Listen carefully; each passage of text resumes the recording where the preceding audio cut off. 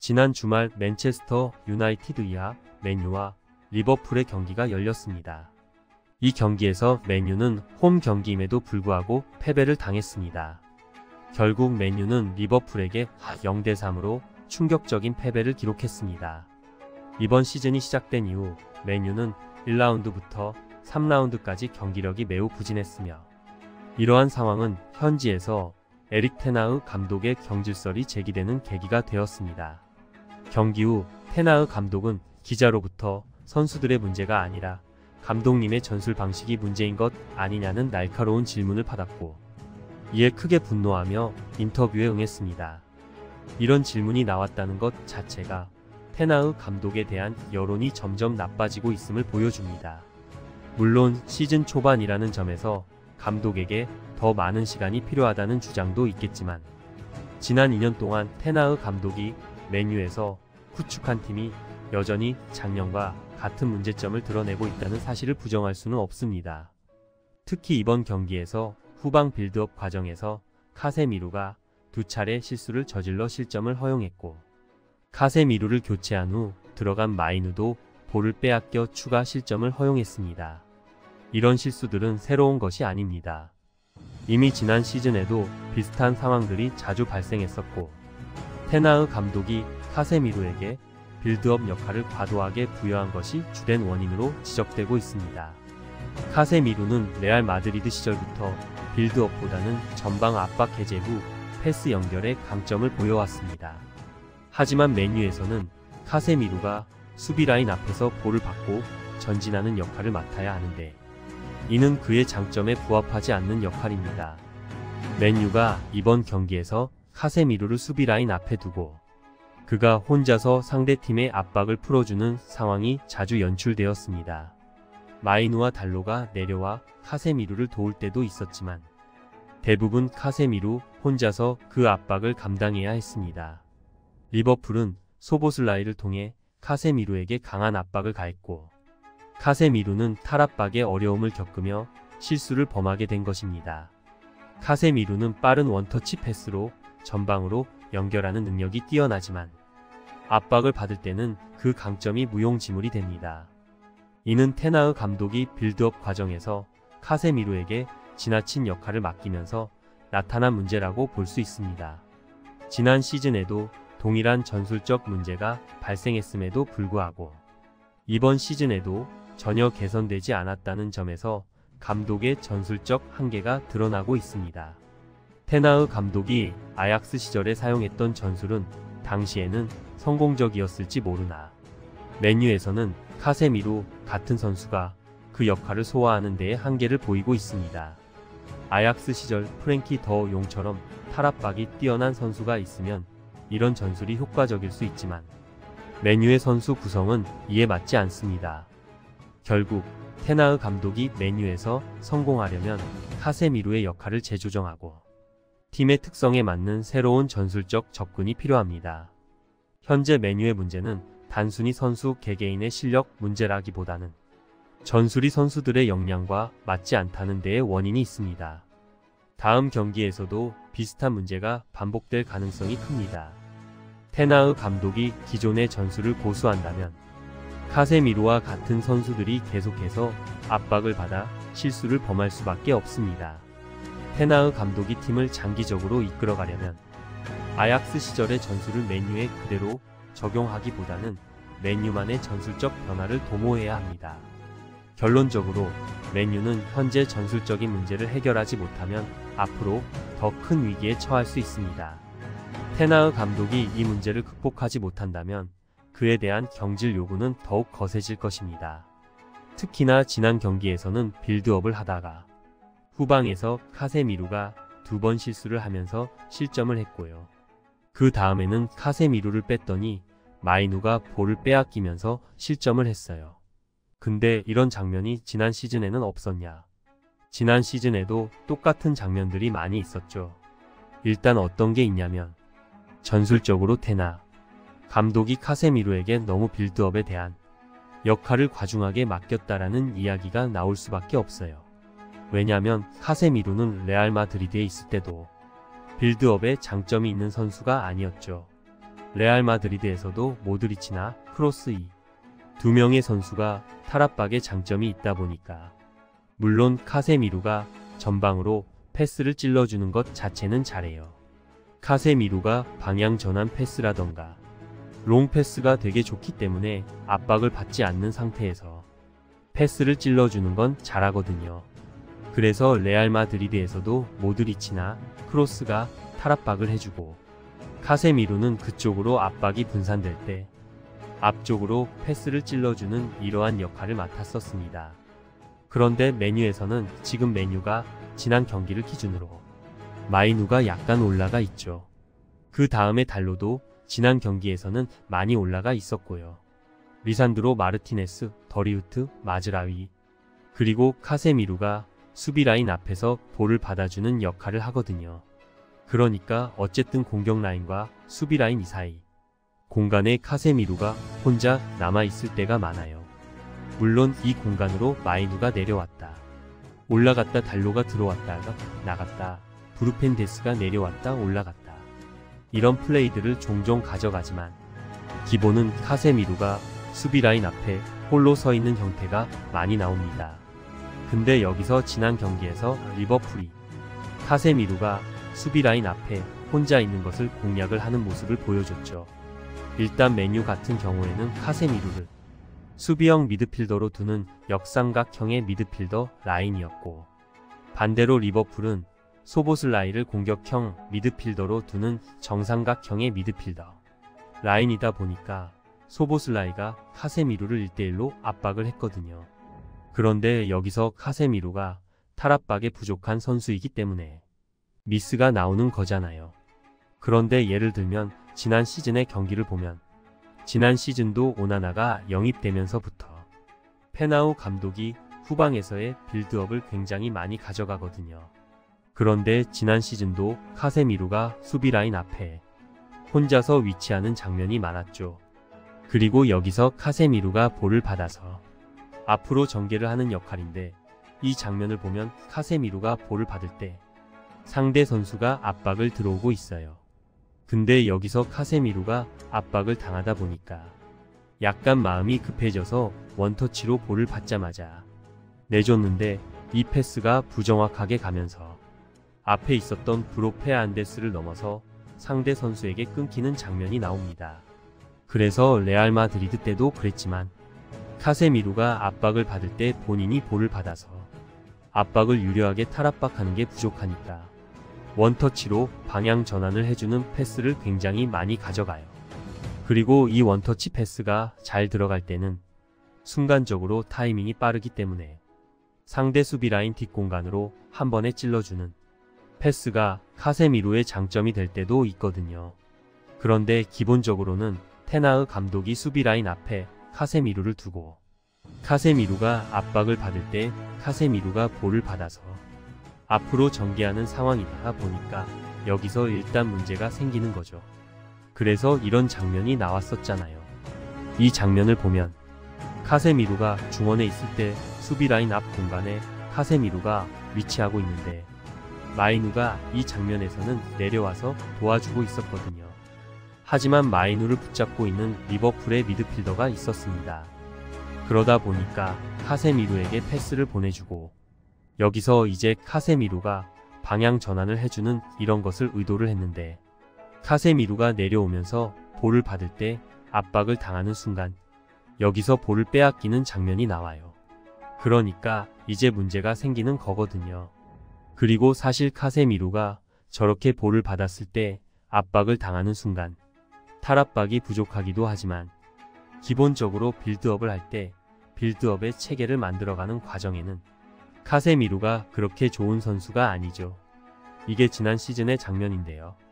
이 장면을 보면 카세미루가 수비라인 앞에 지난 경기처럼 위치하고 있고 오른쪽과 왼쪽에 미드필더가 한 명씩 있습니다. 그리고 이 왼쪽에 있는 선수가 에릭센인데 에릭센이 약간 왼쪽으로 빠질 때 가장 끝에도 선수가 있었어요. 그러다 보니까 이런 움직임은 기본적으로 측면에서 2대1 상황을 만들어주는 거죠. 그러다 보니까 여기서 에릭센이 안쪽으로 움직일 때 상대 미드필더가 에릭센을 따라가지 못했거든요. 측면에 있는 선수에게 붙었어요. 그러면 에릭센에게 공간이 나잖아요. 그래서 이 다음 장면을 보면 카세미루가 압박을 당하고 있는데 에릭센이 중앙 지역으로 들어오고 있습니다. 그러면 이때 수비형 미드필더 자리에 있는 카세미루는 어떠한 플레이를 하는 게 가장 좋으냐. 본인이 압박을 당하는 건 당연히 알고 있으니까 약간 옆으로 움직이면서 오나나가 볼을 가졌을 때 에릭센에게 줄 수 있는 경로를 만들어주는 거죠.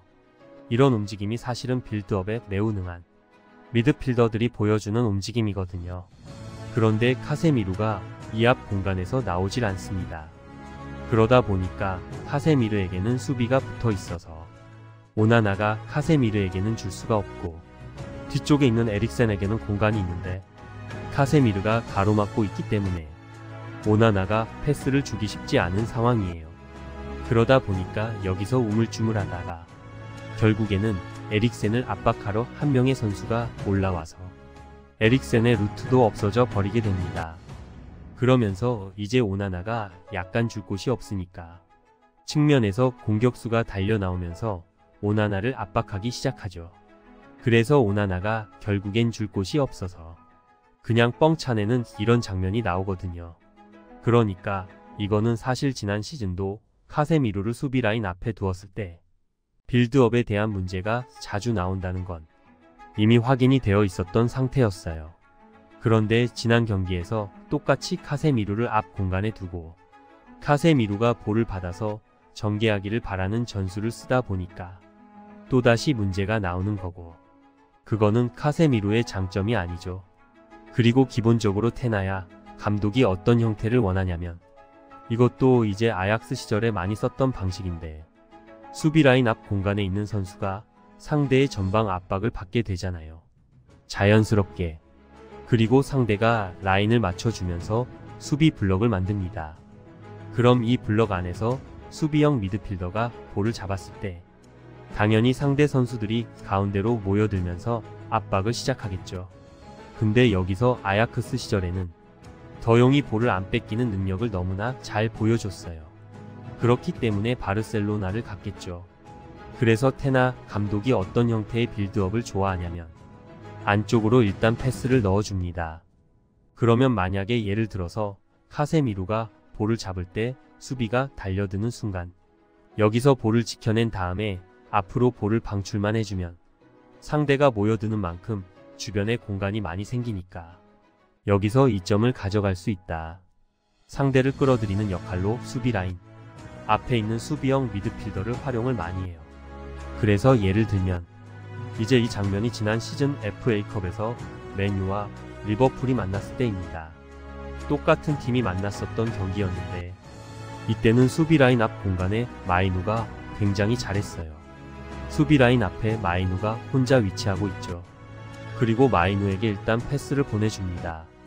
그리고 그 순간 리버풀의 공격 라인이 블럭을 만들고 있다가 마이누에게 달려들기 시작해요.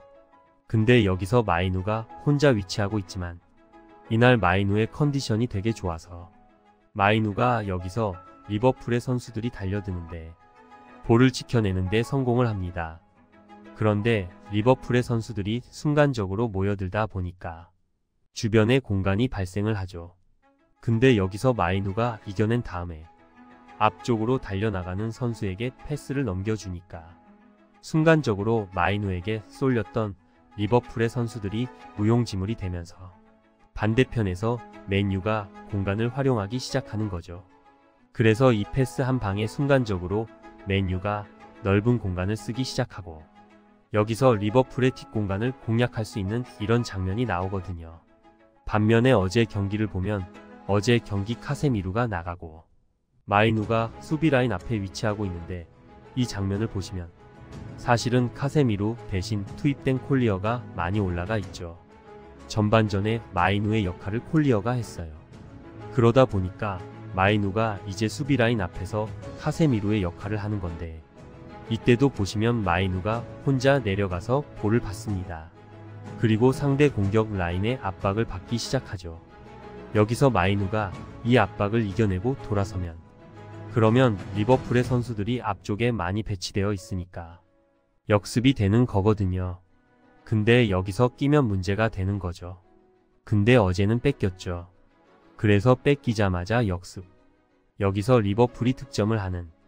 그러니까 이 문제는 사실 테나하 감독이 지난 시즌에도 너무 수비 라인 앞 공간에 있는 선수가 더용 같은 플레이를 원하고 있는데 더용급의 선수가 수비 라인 앞에 없는 이상 사실 2명, 3명을 혼자서 탈압박을 해서 올라가기에는 무리가 있잖아요. 그렇기 때문에 계속 지적받았던 빌드업 시스템인데 이번 시즌도 그러한 시스템을 활용하고 있고 심지어 수비 라인 앞에 탈압박이 부족한 카세미로에게 그런 역할을 맡기니까 지난 경기에서 사고가 나오는 거죠. 그리고 심지어는 카세미로가 아니라 마이누가 있을 때도 사고가 나오니까 이거는 분명히 테나하 감독의 전술에 문제가 있다는 것을 보여주는 현상이 아닐까 싶고요. 그리고 여기에 대해서 테나하가 가진 문제점 중에 또 하나가 어떤 거냐면 테나하가 너무 앞쪽에서 강한 압박을 한다는 거죠. 특히나 공격 라인에 있는 레시포드, 지르크지, 가르나초, 브루펀데스 플러스 마이누 여기에 더해서 카세미루까지 올라가서 압박을 하잖아요. 그런데 공격 라인은 올라가고 수비 라인은 올라오지 않는다는 게 문제죠. 그래서 이 간격이 너무 벌어지니까 앞쪽에서 압박을 했을 때 빼앗지 못하면 역습에 너무 취약하다라는 게 지난 시즌 비판을 받던 주제 중에 하나거든요. 그래서 실제로 지난 시즌에 디애슬리틱에서 여러 분석가들에게 인터뷰를 했어요. 이 분석관들이 어떤 인터뷰를 했냐면 맨유가 프리미어리그 전체에서 가장 많은 리커버리를 했었던 때도 있다. 그래서 맨유가 공격적인 프레싱을 하는 것은 그럴 수 있다. 그리고 매우 공격적으로 운영하는 것은 분명히 할 수 있는 전략이다. 다만 이렇게 공격적으로 행동하려면 팀 전체가 공격적으로 올라가야지. 우리 센터백이 별로 안전해지고 능숙하지 않으니까. 그러니까 앞쪽으로 올라오는데 능숙하지 않으니까 그냥 뒤에서 올라오지 말게끔 하자 라고 하는 거는 말도 안 된다. 그렇게 할 순 없다. 그래서 이것이 맨유의 약점이다. 수비는 가만히 있고 앞쪽에 있는 선수만 올라간다. 이런 얘기를 지난 시즌부터 들었어요. 이 장면을 보시면 이 장면도 맨유가 정말 수많은 선수들이 블럭을 만들면서 앞쪽으로 달려가고 있습니다. 근데 여기서 리버풀이 디아스가 가운데로 들어오면서 볼을 잘 다루는 선수니까 오히려 맨유가 하고 싶은 전형이죠. 디아스가 가운데로 들어오면서 맨유 선수를 끌어당겨요.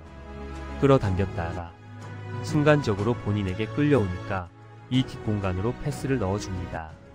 그런데 맨유의 수비 라인은 앞쪽으로 올라오는 미드필더 라인에 비해 올라오질 않으니까 이 패스가 가운데로 들어가는 순간 수비 라인과 미드필더 라인 사이에 정말 큰 공간이 발생하면서 리버풀이 역습을 하는 이런 장면이 나오거든요. 이게 기본적으로는 맨유가 가진 문제점이 지난 시즌에 이어서 또다시 반복이 된다.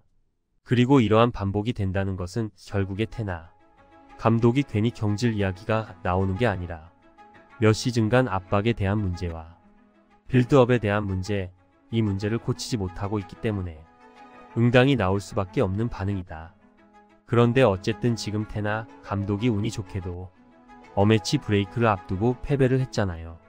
그러다 보니까 지금부터 한 2주 동안 이런 전술적인 문제점들을 고쳐 나갈 만한 시간은 있거든요. 그런데 지금 이 시즌 동안 혹은 3시즌 동안 반복되는 문제점을 아직까지도 못 고쳤기 때문에 테나흐 감독이 정말 엄청난 변화를 가지고 오지 않으면 테나흐 감독의 경질은 분명히 조만간 실현될 수도 있지 않을까 하는 생각이 드네요. 한글 자막 BY 한효주